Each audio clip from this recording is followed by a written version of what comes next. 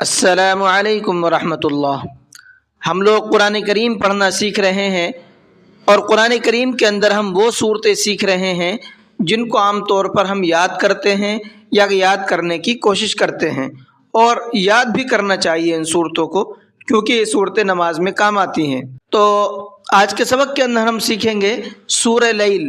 سورہ لیل کے دو پارٹ کیے ہیں میں نے، ایک پارٹ کل کے سبق میں آ چکا ہے اور یہ ایک پارٹ جو ہے اس کا آج کے سبق میں رہے گا۔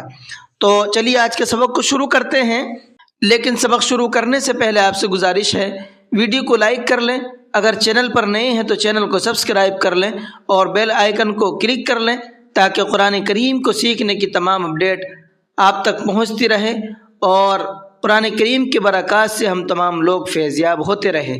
چلیے سبق کو شروع کرتے ہیں۔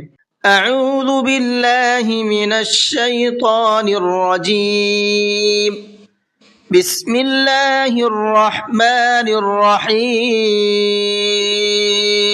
وَإِنَّ لَنَا لَلْآخِرَةَ وَالْأُولَى۔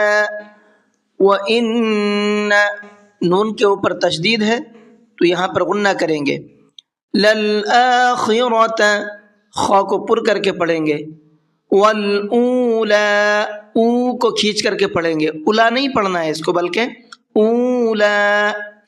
فَأَنذَرْتُكُمْ نَارًا تَلَظَّىٰ۔ فَأَنذَرْتُكُمْ یہاں نون ساکن کے بعد میں ذال ہے اور ذال بھی اخفا کے حرفوں میں سے ہے، تو یہاں نون کے اندر اخفا کر کے پڑھیں گے۔ کس طرح سے؟ فَأَنذَرْتُكُمْ اس طرح سے، نَارًا تَلَظَّىٰ یہاں بھی اخفا کر کے پڑھنا ہے، اس لیے کہ یہاں تنوین ہے اور تنوین کے بعد میں تا ہے، تا بھی اخفا کے حرفوں میں سے ہے، تو یہاں تنوین کے اندر اخفا کریں گے۔ کس طرح سے؟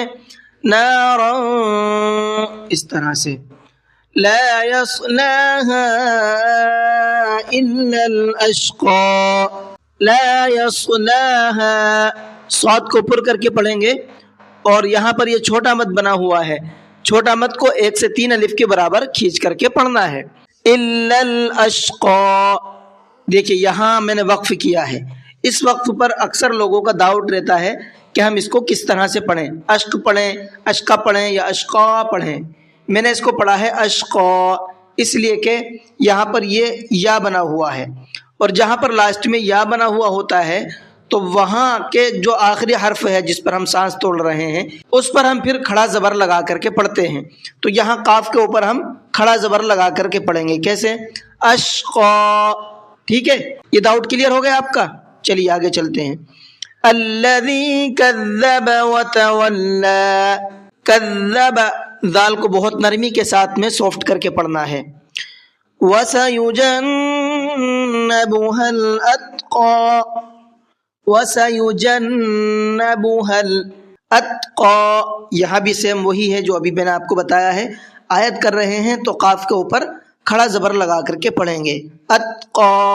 ٹھیک ہے، الَّذِي يُؤْتِي مَالَهُ يَتَزَكَّى، يُؤْتِي یہ یہاں پر حمزہ ساکن ہے اور حمزہ ساکن کے پڑھنے میں جھٹکا ہوتا ہے، تو اس کو جھٹکے کے ساتھ میں پڑھیں گے۔ کیسے؟